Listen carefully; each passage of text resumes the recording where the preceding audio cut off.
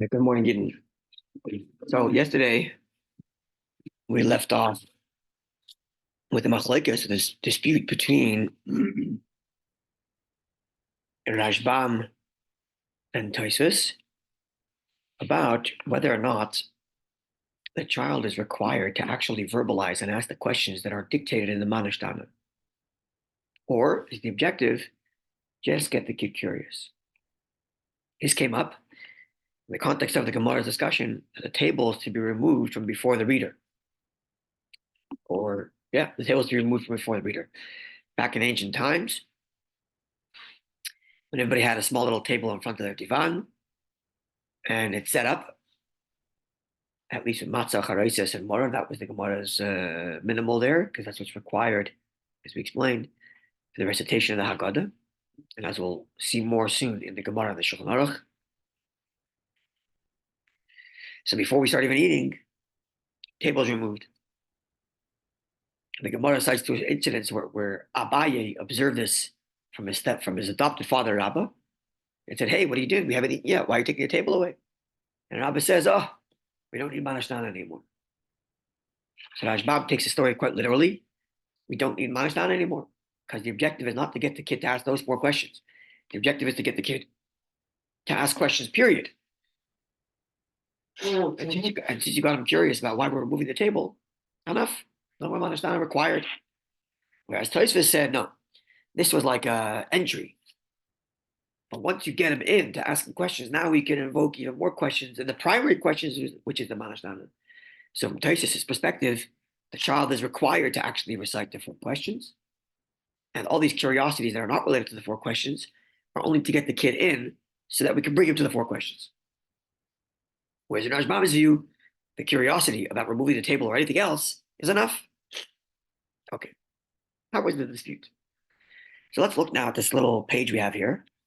Before we get to the Rebbe's Haggadah, we're skipping a bit ahead of the Gemara. We're beginning here with the line from a Mishnah on the very next page. We're holding down in 115b. This is in 116a, the very next page. And it's after the Gemara discusses the completion of the Seder plate, which means your broken matzah, because you have to have a broken matzah while you recite the Haggadah, as we'll learn. Your charaises, what the ingredients of the charaises is, what's the meaning of the charaises.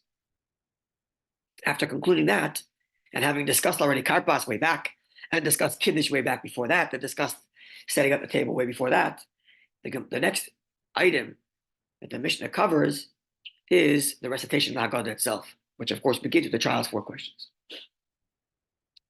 So that Mishnah which reads tells us like this. I can read it in English. The English is Rabbi Steinsaltz's translation. The bold is direct translation, and the non-bold, that's Rabbi Steinsaltz's interpolated commentary. The attendants pour the second cup for the leader of the Seder. Right, we're back in ancient Rome. The people are sitting on a divan with their little tables and their waiters. So the attendant comes and pours the leader a cup of wine. He's the one conducting the Seder. The table is being removed from him. He's leading. Everybody else is listening, and they're fulfilling their obligation by listening to him. Yeah. So the attendant comes and pours a cup of wine for him. Second cup of wine. The first one was kiddush. Yeah. That's so good. Sorry. The Khan Haban Charles of it. And here the son asks his father. That's the direct quote from the Mishnah. What does he ask? It says here he asks. What does he ask? Does it say? Steinsaltz comments. The son asks his father questions about the differences between Passover night and the regular night. This is a great commentary from Steinsaltz because he leaves it. I mentioned this before. One of the beauties of Steinsaltz's translation is that he leaves the Gemara as is, allowing the reader to be able to read into it multiple commentaries. So these words that Steinsaltz leaves here allows us to read in more than one commentary as to which question the child's asking. Because we're going to see there are different commentaries, which questions are required to be asked there. But we got to get him asking. Okay. So at this point, now that we pour the second cup, he asks the questions. The son asks the father. Then the Mishnah continues. And if the son does not have the intelligence to ask questions of his own, his father teaches him the questions. And then the Mishnah goes on to say what the 4 questions are, right? Which is what we do. Because the kid already knows the answers to everything, we teach him to ask the 4 questions. Yeah? Clear? This is the Mishnah so far. Clear so far? Okay. Now let's look at Rashi and Rashbam and their commentary and explaining what the question is that the child's asking. The Kana ben Sholos Aviv. Here the child asks his father. You see this is the second paragraph there where it says Rashi, yeah? You see it? Yeah. Kana ben Sholos Aviv. Here the child asks his father. Kan now here at this point, when the child is when the second cup is poured, Habed Sholos Aviv. The son asks his father. What does he ask? Here's what he asks, says Rashi. Why is it that now we are pouring a second cup of wine before we've eaten? So what does Rashi say? Which question do we need to get from the kid? Not the manashtana, not the 4 questions. We just got to get him asking anything. So because I poured a second cup on a regular Shabbos, we always pour a cup of wine and then we eat. Okay, good. So the kid's not so curious about the fact that we made Kiddush before we ate. We always have a cup of wine before we eat, at least on Shabbos. But now you're pouring a second one. What's going on? Mm-hmm. Usually, second cup of wine comes after you already eat challah. Then you can drink your extra wine if you'd like to. So the question the kid's asking, says Rashi, is why are you pouring a second cup when we haven't eaten yet? This is consistent with Rashi that we learned yesterday, or Rashbam that we learned yesterday. That when you move the table away, what question do you need to get the kid asking? Why'd you move the table? The 4 questions irrelevant. The 4 questions are only if you can't get the kid to ask an actual question, you teach him to ask the 4 questions. But either you got him asking like Abaye because he moved the table away, or now you got him asking because you poured a second cup of wine before you've eaten.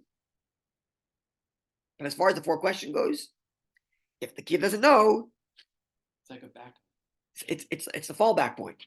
You couldn't get him to get a real question, so teach him to ask these 4 questions. In case nothing else works. Yeah. That's right. Which today it doesn't work because they're already educated, right? That's only the second stage. Okay, Tosfos disagree with this clearly. Tosfos is of the view you got to get these questions so that we can get to the 4 questions, right? Tosfos disagree with this, but Rashi is consistent at least. Let's look at Ashbam, the 3rd paragraph there, which says Ashbam the Psachim, the 3rd paragraph. The Kana ben Sholos Aviv. Here says the Mishnah, the child asks the question. Says Rashbam 2 interpretations. Number 1, Kama Mizigas Kaisheni, here at the second cup of wine, Ben Sholos Aviv. The child asks his father, if he's an intelligent child and he picks up on the nuance here, and we're pouring a second cup of wine before we've eaten. So what does he pick up on? Why is tonight different that we are pouring a second cup of wine before we eat? Okay, this is the same thing as Rashi. Consistent with his view about taking the table away, that when the table's taken away, what we want from the kid is to ask, why are you taking the table away? And no need for the 4 questions. And when you pour a second cup of wine, you want the kid asking, why are you pouring a second cup of wine? Independent of the 4 questions. Consistent so far. Then Rashbam offers an alternative explanation. And writes, Rabbeinu, our teacher,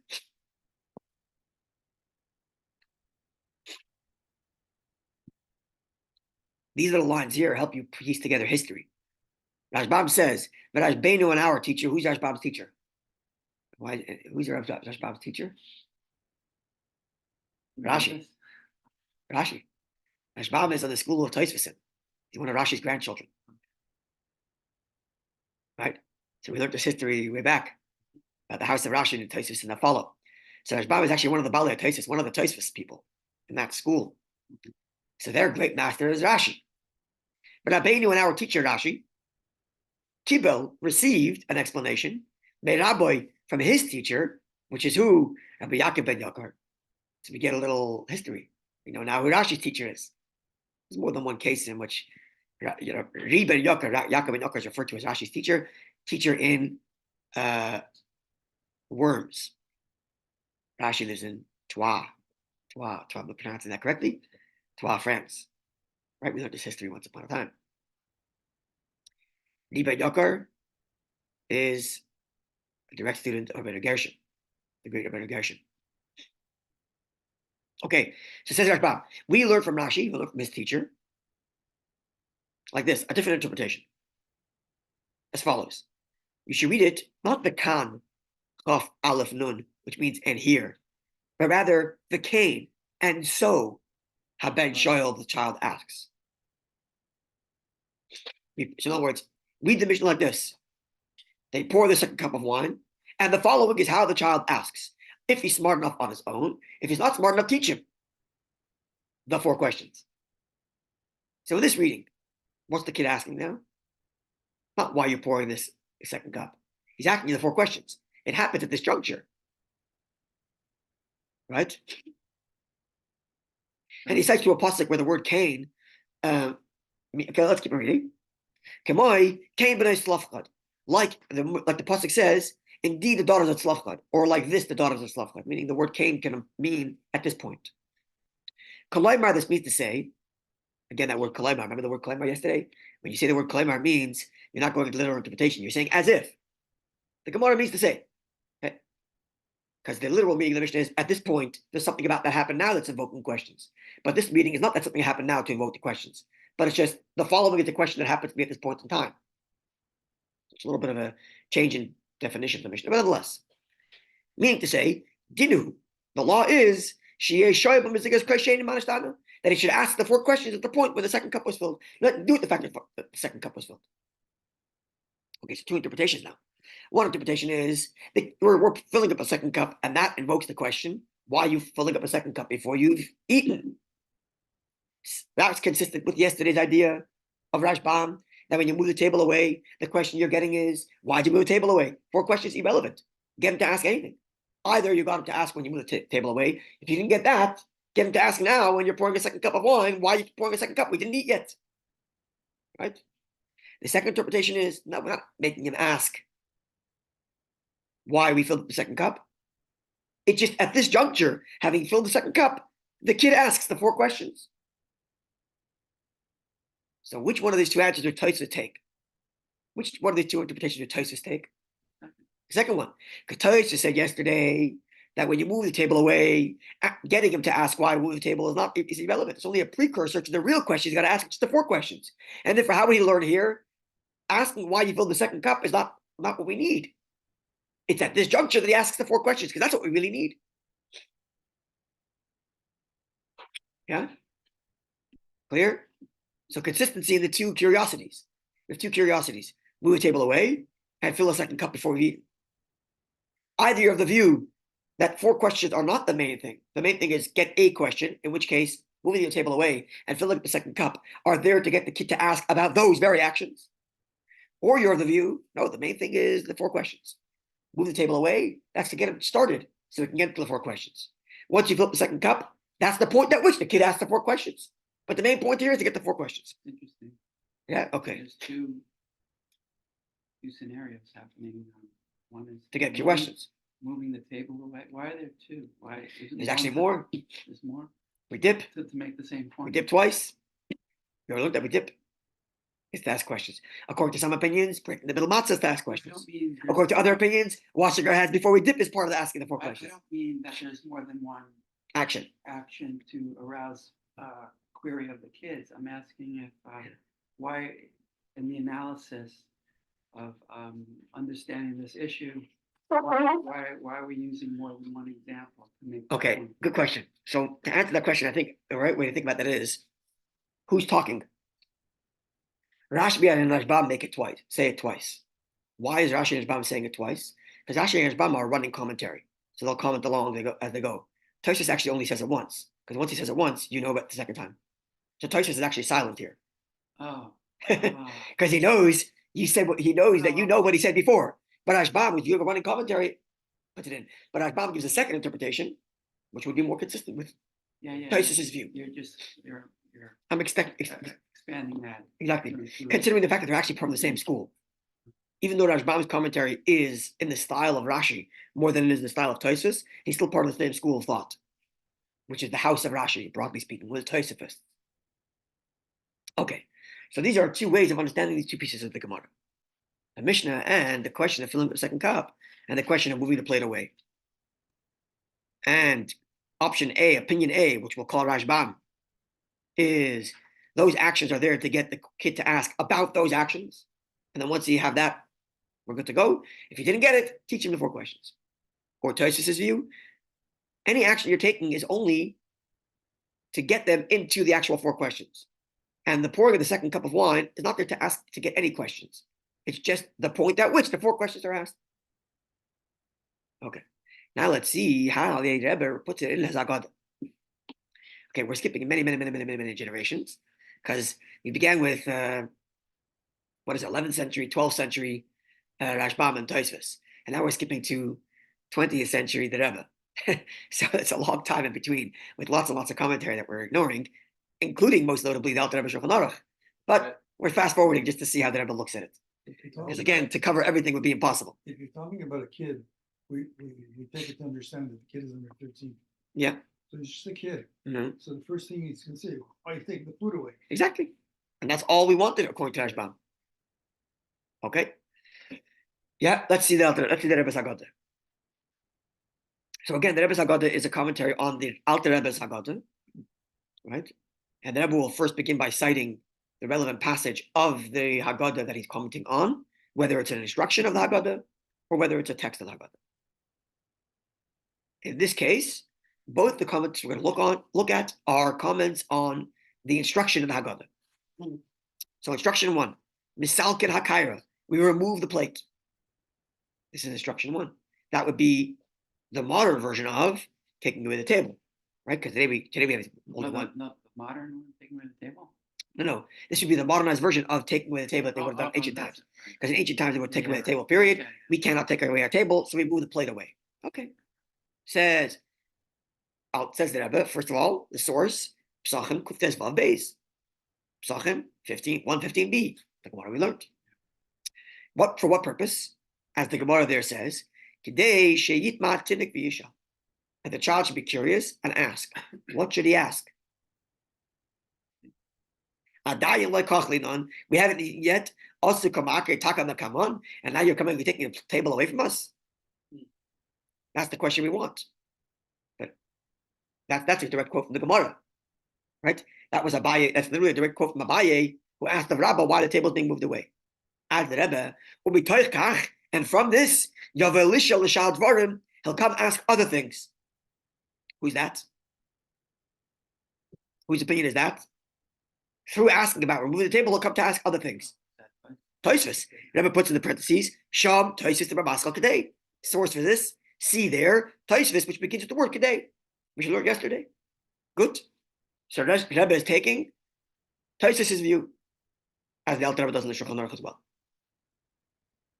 Tosfos' view, that the question we want from the kid is, at least presumably, this is what the Rebbe is saying. The question we want from the kids is the 4 questions. Move the table so we can get them asking about this, and in that way we can get them to ask about the other things also. Lead in, as Tosfos wrote. Now let's continue. Then comes the next instruction. We pour the second cup of wine. Here the child asks. That's the next instruction in the Mishnah, in Haggadah. Where does that come from? The instruction? That was the other case. The Mishnah. The Mishnah of Psachim could design Aleph. The Mishnah of Psachim 116a, which we just finished learning. What? We just finished learning, yeah? What does it say there? With which interpretation? Let's see. Kan, at this juncture, says the Rebbe, the Mezigas Koshen, as we pour the second cup, Haben Shoel, the child asks. We didn't define question. Huh? The Mishnah didn't define the questions, right? It said you just asked the question. Oh, the Mishnah didn't say, that's right. He asked, but which question is he asking? The Rebbe is going to explain now. Right. No, I know. So at this point, when the second cup of wine is poured, Haben Shoel, the child asks, what does he ask? Says the Rebbe, he asks, why is tonight different that we are pouring the second cup of wine before we've eaten? Which interpretation is this?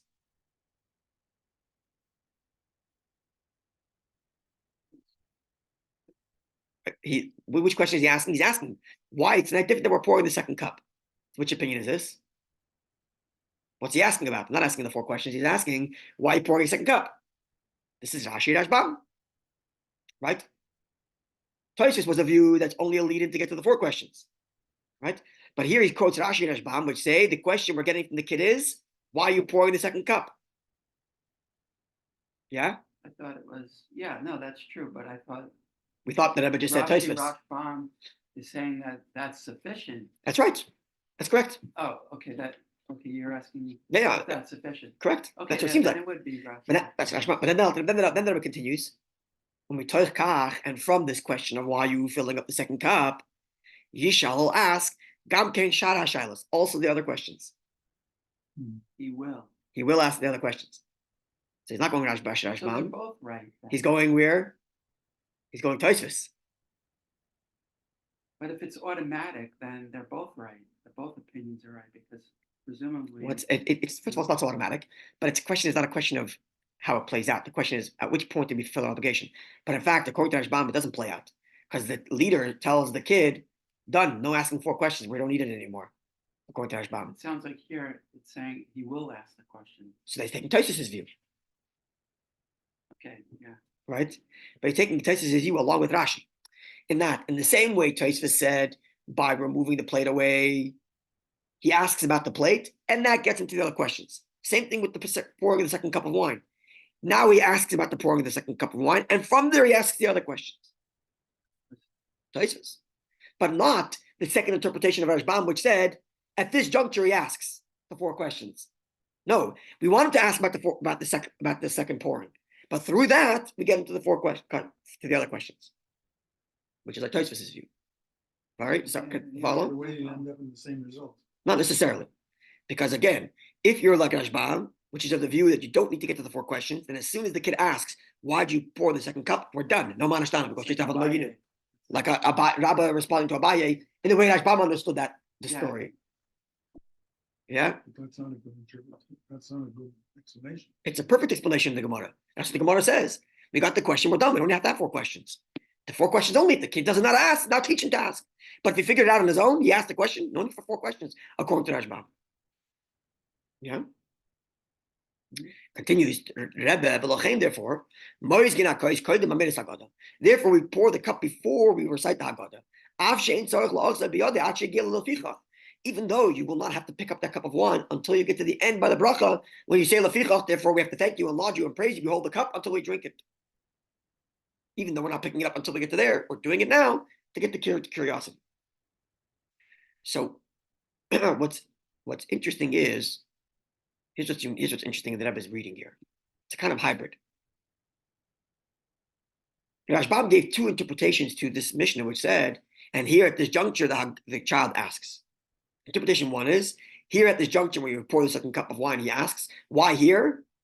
Because the second cup of wine is the question he's asking, which was consistent with his moving away the table story. Yeah? Mm-hmm.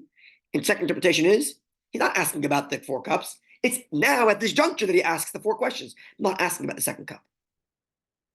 Rebbe takes both. Rebbe says, he's asking about the cup, like Rashi Rashbam, but through that he asks the other questions.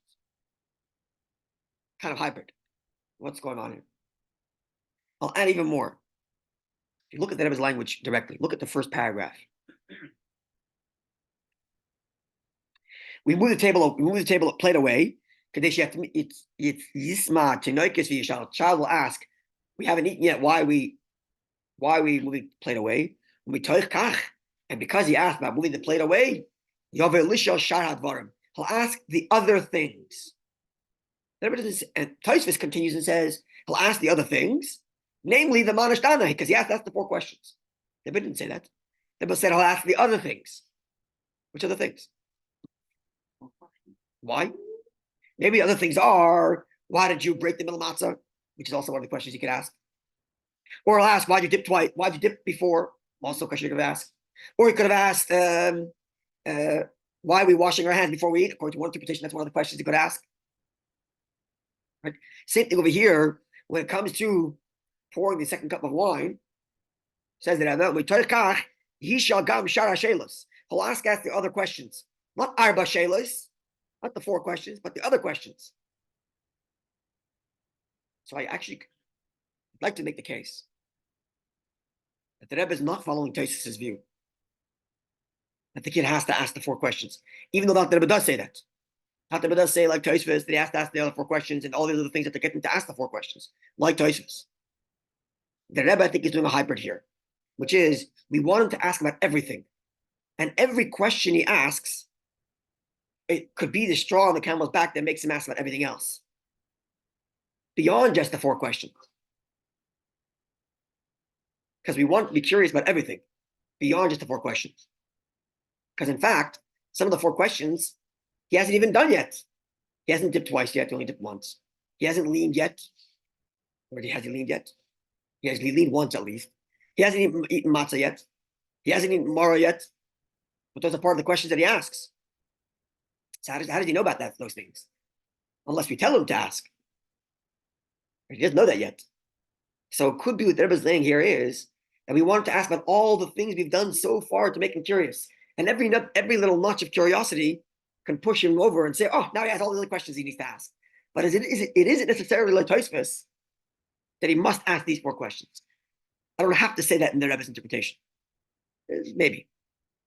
Just because of the fact that the Rebbe does a hybrid here, where he quotes Rashi Rashbam, and he's got to ask about the wine, and then says, through the wine, he asks the other things. If it's through the wine, he asks the other things, then take Tosfos' interpretation completely, that he doesn't need to ask about the pouring of the wine. He's just asking at this juncture.